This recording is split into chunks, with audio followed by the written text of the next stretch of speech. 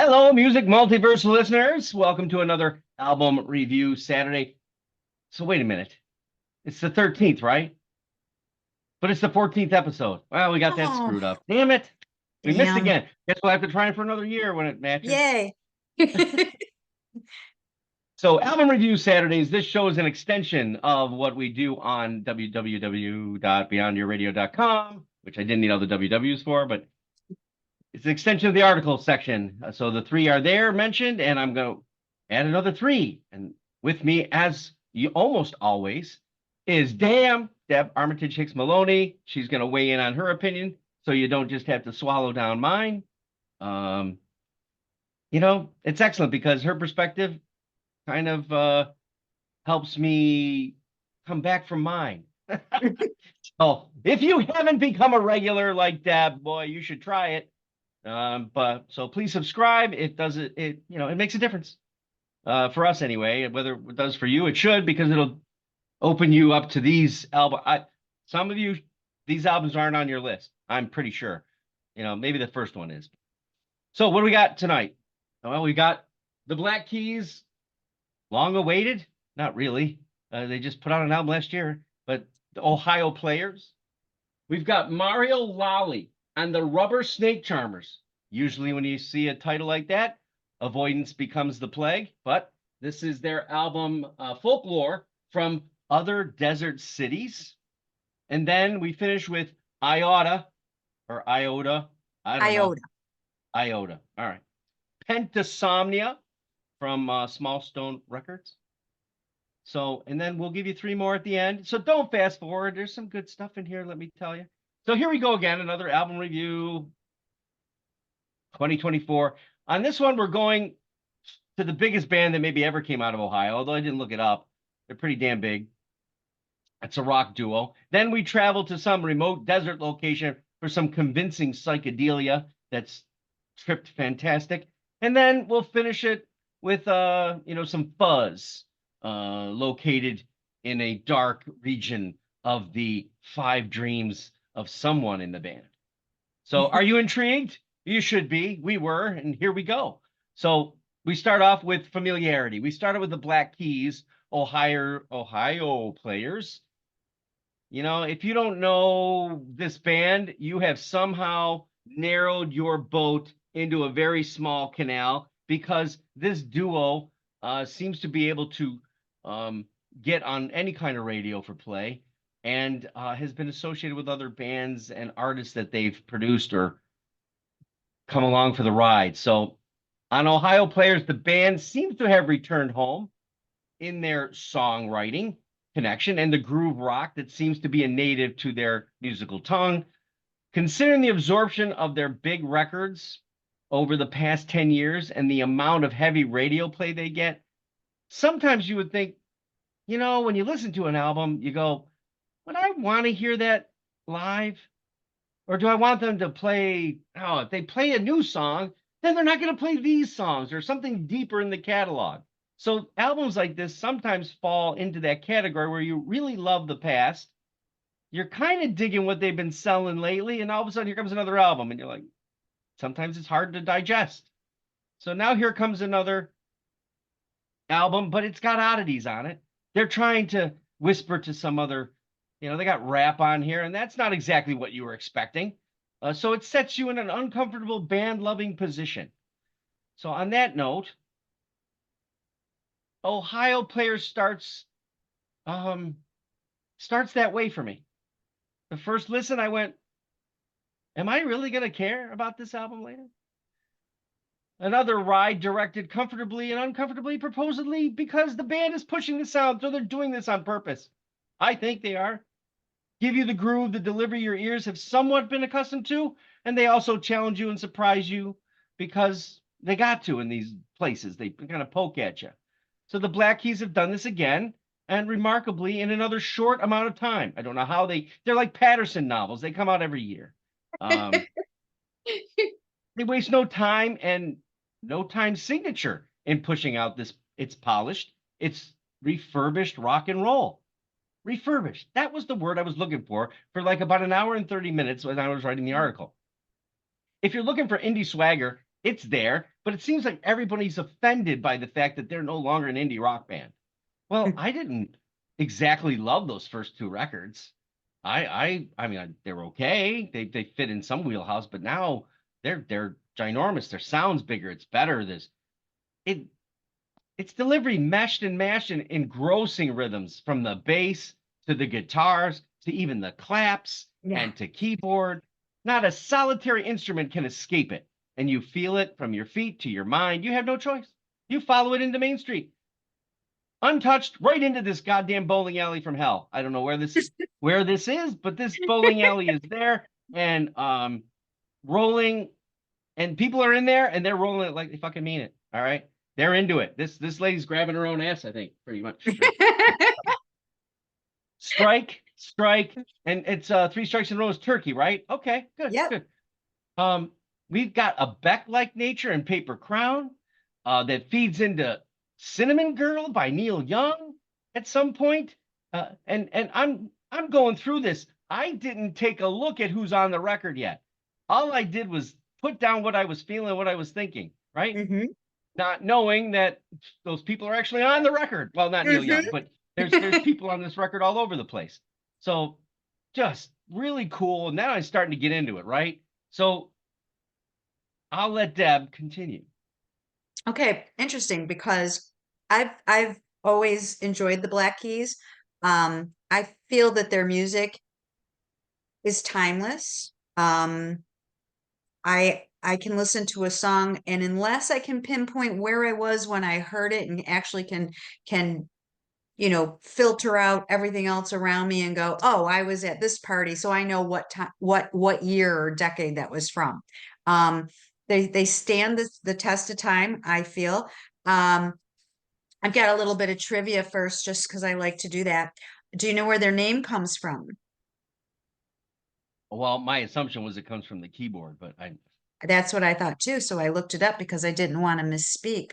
But it comes from a friend who was diagnosed with schizophrenia and would call them both up and leave incoherent messages on their phone and refer to their fathers as Black Keys, like as in a D flat. That's an off sounding thing. They named their band after this crazy okay. friend.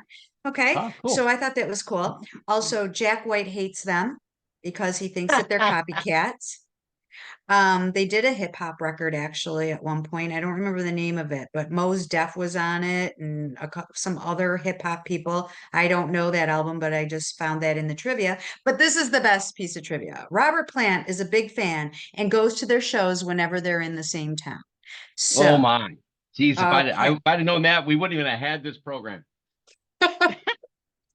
So, yeah, as soon as I had heard Beautiful People on the radio before I listened to this album. And that made me excited for you to ask me to review this album, because that was really the only song that I knew of, just because it was forced into my ear through the radio. But the very first song, This Is Nowhere, I went back, back, back, back. Okay, so, and as the same as you, I don't look anything up about these albums ahead of time. I listen first through, and then, you know, so I'm listening away, and I thought the record had great flow. I a song, it wouldn't keep the same momentum, but it would bring it down a notch, but not completely from here to Mm, there. So you kind right. of still had the fun feel, but maybe a little more reflective song, kind of like when they went from Beautiful People into On the Game. I like the lyrics in that song too. It was still catchy, but a little bit more reflective. Safe from the night. She says nothing, just turns out the light. She said, all I want from you is everything.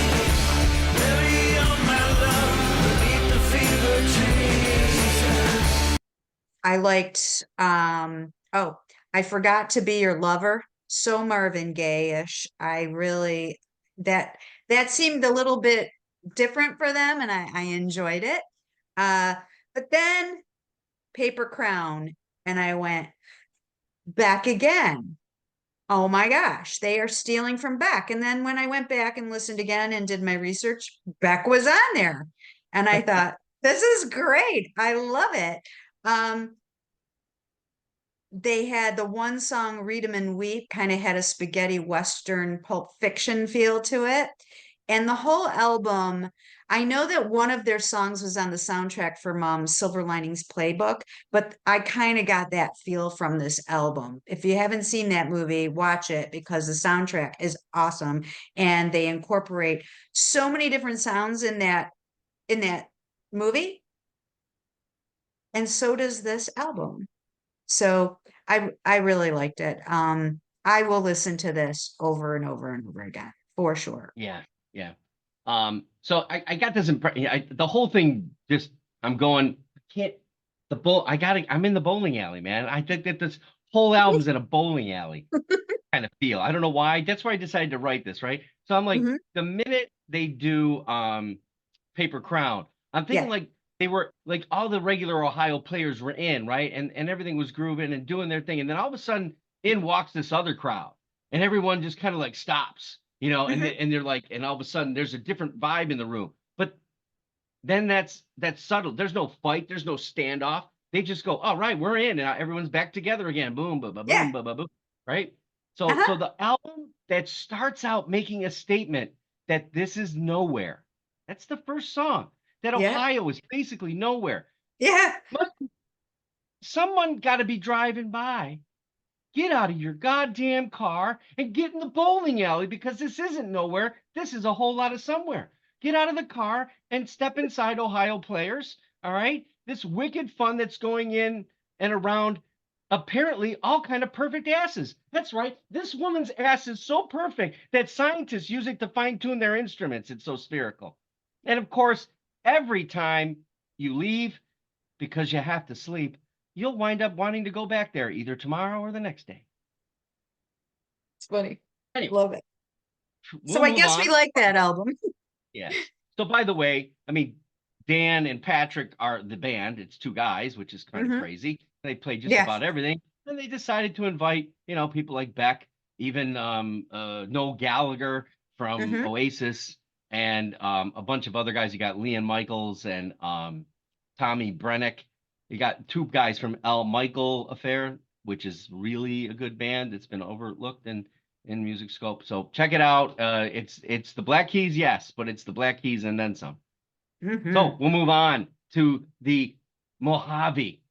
Life in the Mojave, courtesy of a desert super band, we'll call it, featuring the godfather of desert rock bass, which is Mario Lalli himself, the utterly, ultra guitar talents and desert godfather, maybe, of that, Brant Bjork, who was in Fu Manchu, Vista, Chino, Caius, his own bands with some low desert punk after it, and Che, and I don't know what else he's got. He's got tons of bands, this guy. And then who's on drums? Ryan Gut. All right, so you got these guys know how to put down desert stuff. And this debut for the ages, my music verse travelers, you're going to want to not pass this up because this doesn't happen too often where something is this rich and this beguiling. It's an epic psychedelic improvisational piece that flows heavy, explorative, like the desert. You know, you're engulfed when you're in the desert. You might not survive. Oh, okay, it might not happen, but Sean Wheeler, who's at the vocal helm here, he's probably the most well-known, not known, underground vocal you ever heard. So, excuse me. Um, he's like Rage Against the Machine and John Waite met. Yeah. Uh, and of course, that'd be Zach De La Roche.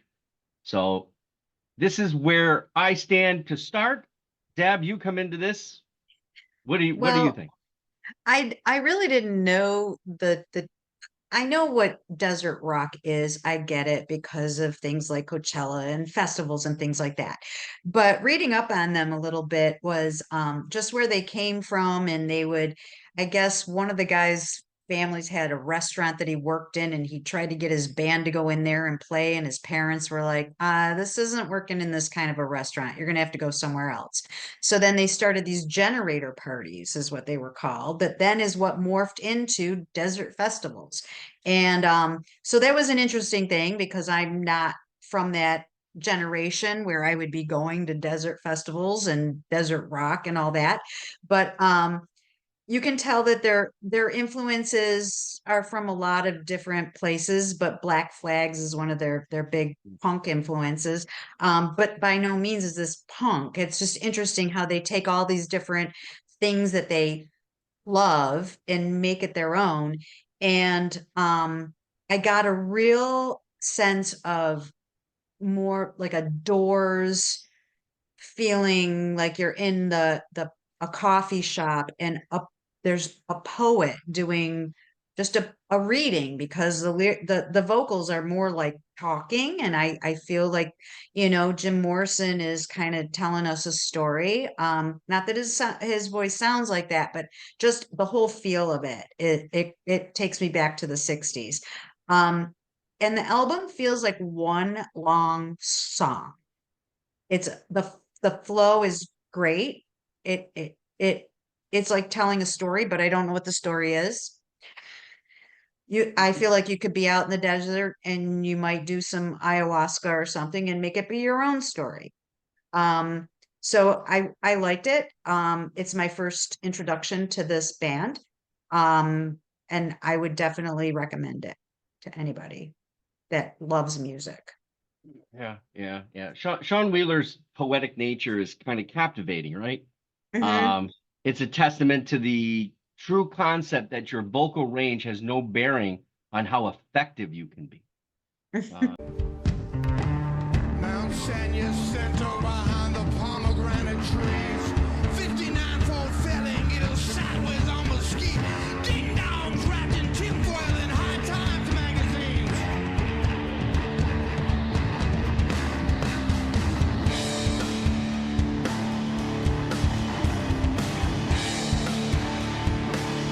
You can sing like a songbird and it won't matter one goddamn minute because it doesn't sound convincing, Karaoke is karaoke. This is not karaoke. I No. don't know if this is stream of consciousness. That's why I give it the poetic side of things. There are lyrics that I understood. There were things going on that I don't, because I'm not from that region. I'm not a Coachellian, if that's the Mhm. word we're looking for. He is waiting for the devil, and you believe him. Uh, he's in the desert preaching, meeting you at the hazy, sleazy Los Angeles airport, where he's beckoning you away from the fuckery, and apologizing for the journey all at the same time. It's sound is so pure. The band's unadulterated by a studio, because this is not in a studio. This is actually a live recording, which was kind of an odd start for a band for your Mhm. first album. You're doing this live. This is desert heavy psychedelic rock in a live performance worthy of a debut release.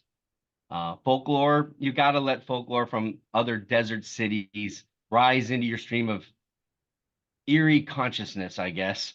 Do not listen away this experience, as it is one of those that comes around very rarely, like an oasis in the desert. There's not an inch wasted in bass line, that's for damn sure. Guitar expressionism and the enrapturing poetic vocal storytelling. They are the shaman of the Mojave, and they have spoken, and they've awakened the spirits of everyone to take heed and possession of it. So get baptized in the sand, keep your mouth closed, and walk into the burning unknown. You might like it. Awesome. So where do you go from there? Well, we go to Iota. Pentasomnia. Okay, this is pretty easy. I get the pentasomnia. Penta. Oh, five. Right. Somnia. Well, sleep dreams. Well, okay, all right. So I got five dreams here. Yeah. Five, and not long dreams. So, all right. So it's slightly digestible. All right. I don't think we're going Prague here. So so once I started to hear it, I'll just say this, okay? So give the idea here. Considering that they are from Small Stone Records, I already knew that we were going to get the fuzz stoner kind of thing going on. So the mystery remains, what's the sum of the parts? And considering how this is a kind of concept record, it has an extra depth of intrigue to us all now. Oh, and let's also add the fact that they've been stewing on this Five Dream now for nearly 16 years, apparently. The 2008 record came out, but they've been a band since 2001. So, and actually, I've been hearing the idea that this started in 2001 as a concept or whatever was going on. So they've had 23 years to batten down this hatch.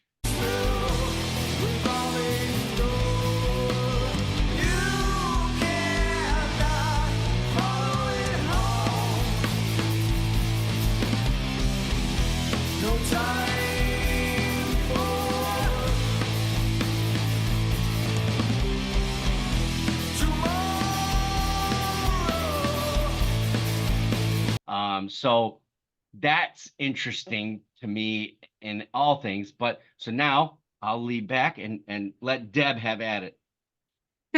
This was craziness. I liked it. It was craziness. It's definitely the kind of music I like. A couple things. Who's the lead singer? What's his name? I don't remember his name, and I don't know if I can pronounce it. Well, Joey Toscano is guitar, synth, and vocals, and you got Oz is on bass, but Oz has a last name in one of the articles I saw, but in this one, and then Andy Patterson's on drums. So Joey Toscano is doing the vocal. Anyway,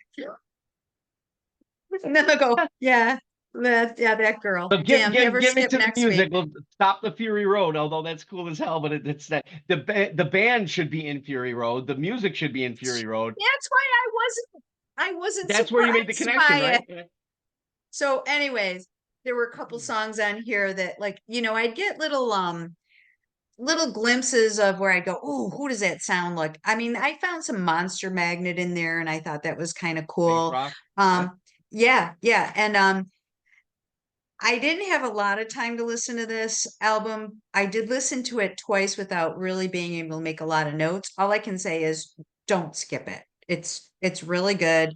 Whatever Mark has to say, believe him, because no, really, because sometimes I go, Mark, you've given me some albums to listen to before that you go, this is fantastic. And I go, earmuffs. So I'm sorry.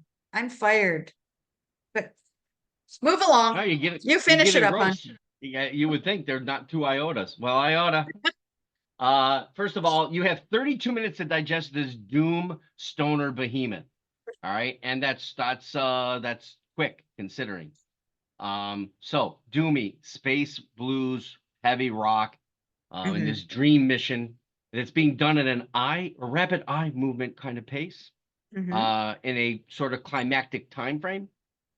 Sorry, not sorry, says the band. Awesome, I say to the band, you do you. Awesome, I also say to Stoner Records for letting the band do them and not getting involved in whatever the hell you needed when they said, we'll see you in 16 years. Hopefully you didn't spend all that money in 16 years. There's some left over. That's really being patient, let me tell you. Yeah.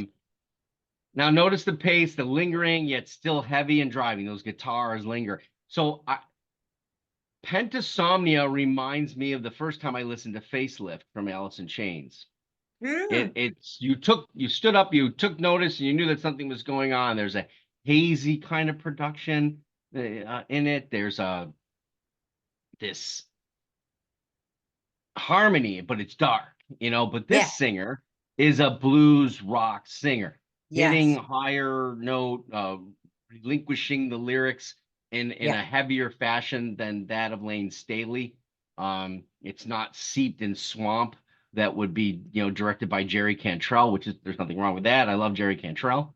But this is definitely elevating the listening experience in the same capacity as the riffing and the driving passion of the music. I will say, in defense of their prior album in 2008, that the production there seems to be better, not drowned out, a much more effective recording of the guitar work. It seems to be different. Like all the tracks aren't muddled together. It's a different listening experience. So when you go to Tales from 2008, this is kind of a different type of record than this one that is here today in front of you. That again, that's 16 years prior, and the band members have done other things. So this kind of tells you what it can do in time with sound and outside and inside influences over Yeah. this time frame, right? I would Mhm. love to hear what comes next, but I'm afraid if their path to creation continues, I might have been put out to pasture or forced to easy listening aids, way too sensitive for the next level stoner doom of 2040. Gentlemen, 2040. Stoner Records Please. cannot afford you, small Stoner record cannot afford you to take another 16 years to put out a record. Okay. So let's rip it up, tear it up, shred it, get it done. Stop second guessing. Don't, put it out quicker. That way we can get the next thing. Facelift, then went to dirt. So do it. And that's what I'm looking for, right? There's a mathematical projection we don't want to see. Yeah, really. I don't even want to think about my age at that point. Yeah, don't You get me really wrong. don't want I me- waited 8 years for Boston to make the same damn record. I'll wait a few That's more true. years for you to make a different record. And of course, there's Cynic and Tool that have, take their time putting stuff out. So I get that idea. So I guess, you know me, I'll be the timekeeper. Ha, ha, ha. Waiting Yeah. on the next Iota record. In the meantime, Pentasomnia's 5 Dreams are very worthy of a stoner rock year of listening, and another year until the next one comes up. And also, I apologize for the 15th time. I'm an amateur. I'm an amateur. There's only one person who should be apologizing. Oh, That yeah. coming up next. Yay, that's going to redeem me. Let's add our 3 here at the second part. And let's start off with Sheryl Crow's Evolution. It's improperly titled, as this does not showcase that in any way, shape, or form. However, let me make a statement that I have always said, God, wish she would go back to Tuesday Night Music Club. Careful what you wish for. Of hearing myself say it's not that hard to be nice, and I can't see why you get off being an asshole most of the time. Because this is sort of what it is, and it doesn't work. There's no connection. It seems like she's singing just to sing. Some of the lyrics are punchy. It gives me that feel, but and then there's a deluxe version. God, if I'd have known I wasn't supposed to listen to the deluxe version, I wouldn't have listened to it. Oh, Why is she covering Peter Gabriel's Digging in the Dirt? it was I'm awful. assuming that somehow it was placed and it did not get on the cover albums that went back and forth. So, and then they stuck it here. I don't know how or why, but oh man, and then in the deluxe, I think Digging in the Dirt is like 2 songs in or something. Yeah. At least in the regular version, it is not in there at all, and neither is that Weather rehash either. So, Deb, where am I wrong? No, you're absolutely right, because I wanted to like it. I like her. I have a personal dislike of her that has nothing to do with her. It's just a memory that I have that was given to me by somebody else. I won't go get into that too much, but No. I've grown to love her in spite of that, I guess I try to be objective. So I went into this being objective, and I think I'm right too. It sucks. The digging in the dirt, I just went, stop. This is not, no, this is a disservice to Peter Gabriel. If you're gonna cover one of his songs that was a hit, do it right. I mean, or don't do it at all. That's how I felt. I just so I really I didn't have anything understand. else to say. Yeah, I understand being stuck. She is a performer that's stuck. Mm-hmm. She can do marvelous things, I think, and she has. Those first 3 albums that she did were all very much evolutionary in the Yes. scheme of things. And I don't know where along the lines of things and Hollywoodish kind of pretenses, et cetera, that envelop you and whatnot, or maybe you get to head strong and, you know, I don't know, but this is not an evolution. This is a It should this have is been a web. it should have been called Digging Your Own Grave. What there's a song on here from Weather or whatever, and whether or not she needs to make another album needs to be discussed. I don't give a shit if it was poured, snow, hurricane. It won't do anything for anybody to listen to this album. It'll be forgotten quickly for sure. Yeah. It's just not. Sorry. You can do country. It's okay. Oh yeah. You know, but boy, I was terribly shattered by the idea that I had that. Oh, we'll go back to that record. No. Okay, well, let's move on to the guy from the Lumineers, who I believe I've done last year maybe I did a I think. review of Piano, and this is Piano 2. This is piano again, and he's incorporated some more musicianship along with it rather than just stark piano. So Deb, you've listened to him before or no? I only know him from the Lumineers. I like the Lumineers. Ophelia is one of my favorite songs. It's calming, it's beautiful. I have to say it was a great change up from the first 3 albums. It was completely different. Serene. I love the strings. It's definitely good background music if you're doing something else. It's a great album to listen to while you're cooking, even if you're entertaining and you have it on. And I really don't know much about him as a musician or the Lumineers for that fact, because I haven't actually dug into any of their stuff. You make me do that, and you haven't given me a challenge like that yet. So I just know that I enjoy their music. He's obviously talented.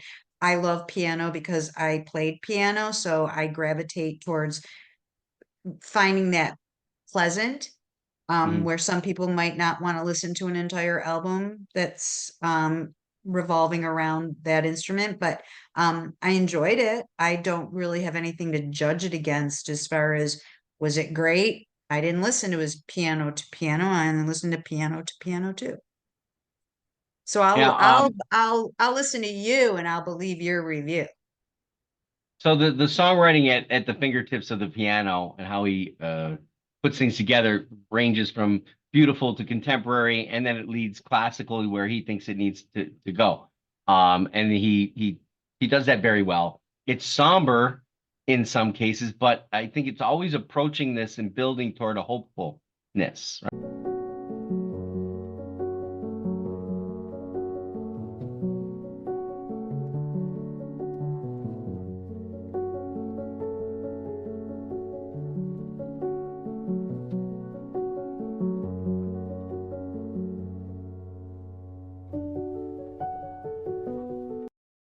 Right.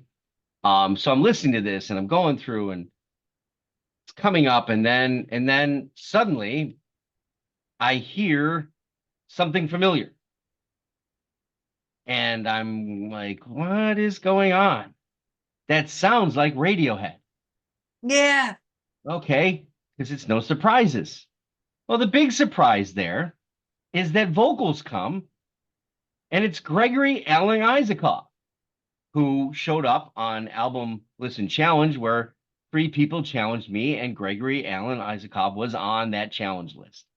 So it was nice to see that he was embodied into that way, and it fits because the Lumineers and Gregory have a kind of common wheelhouse of music. Mm-hmm. Don't do Radiohead, please. Leave it to Radiohead. Just that didn't fit. Save it for another day. That was the most disappointing part. It was That's where it strange. ended. I didn't understand it. Yeah, It was the like, what's vocals going on? didn't. You left vocals out, then you bring it in on that note, and I'm still curious. Then again, I love the first piano, very well done. The second one everything leading up to, no surprises. Then like the song says, no surprises. Don't cut it off. Just play Yeah. Bach. Play Bach for Yeah. 4 minutes and 18 seconds. I'll be enthusiastic. Hell, you can invite Bach to play if you want, if you can make that happen. But yeah, so good record that just ended in a bad state. Yeah. All right, so finally we thought we'd come back at the female side of things. We only had time for an EP. So I went, who's got an EP out that I haven't listened to? And I looked down the list, and there she is in all her glory, her genreless glory of soul, pop, rock, blues, wherever she seems to fit or want to go. And that's ZZ Ward. And what is it? Where did all the The love lovers go. go? No, where did all the love go? Right? Mhm. Yeah. So Apple right over that tree. Oh my God! Oh my God! I said, oh my God, I'm terrified of your ice cold heart and those hellish eyes. Ooh, I can't lie. Ooh, I'm terrified. Deb, I'm gonna let you go. And Well, I love the blues. I don't know how I didn't know this chick, so I'm a little embarrassed. Sorry, ZZ, but I know you now. Yeah. She's a great lover of Etta James. She got that love from her dad. Muddy Waters, duh, you can tell. Is she from Texas? She's Texas, right? I think so. I want to say, is that I, true? Nashville's ringing in my ear, but you could be right. I don't know. I was totally wrong on Iota, so don't people out there. Deb's never right. Deb is always wrong, isn't it, Wait a Alex? minute, you're gonna have to trade places with Alex. That's horrible. She has been very influenced by hip hop, she says, which we'll get to that. But she's open for the likes of Eric Clapton, which that's a big deal as far as I can tell when you want to be a blues artist and he invites you along. So you got to be at least mediocre at what you do, I'd say. She was interviewed once and asked what would her dream group of performers to join on stage, and she said Outcast and Big Boy. And so that is like, she's interesting is all I've got to say. Her voice, my kind of female vocal. I enjoy somebody that's not too feminine. She's got power in her voice. Some of her songs, like Best Friends, very upbeat, and she incorporates a whistle in there. She's whistling along, and you want to whistle along too. There's this one song, Snakes. There's a lot of clapping, and the vocals are very familiar to me, and I couldn't put my finger on it until about 3 listens in. Amy Winehouse came to mind. And then one of the other song, What the Hell Did I Do, has a little bit of a Alanis Morissette vibe to it, I think. So she incorporates not just the blues, not just hip hop, not just, Outcast. She's got the Amy Winehouse thing going, Alanis Morissette. It's fun. I like the song Cinnamon Sticks. I was mad there was only 5 songs. So here's the good part. The good part Yeah. is she's got 3 albums prior to this, and one of them just came out last year in September. So I don't know Oh. how the EP even came to pass. But her album Dirty Shine, I did a review on, obviously not a video one, but so you can go back and look at and listen and look at that. It's a very good record. She did an album, The Storm, in 2017, but her first record, Till the Casket Drops, back in 2012, was an eye and ear opener for the music industry, because this is where she kind of gravitated to a certain quick popularity. I think that sold, maybe a quarter of a million records. So Okay. at least at that time, I think it was in the top 30 or whatever, and she was getting somewhat notoriety and getting to play with people. She hasn't lost any of that.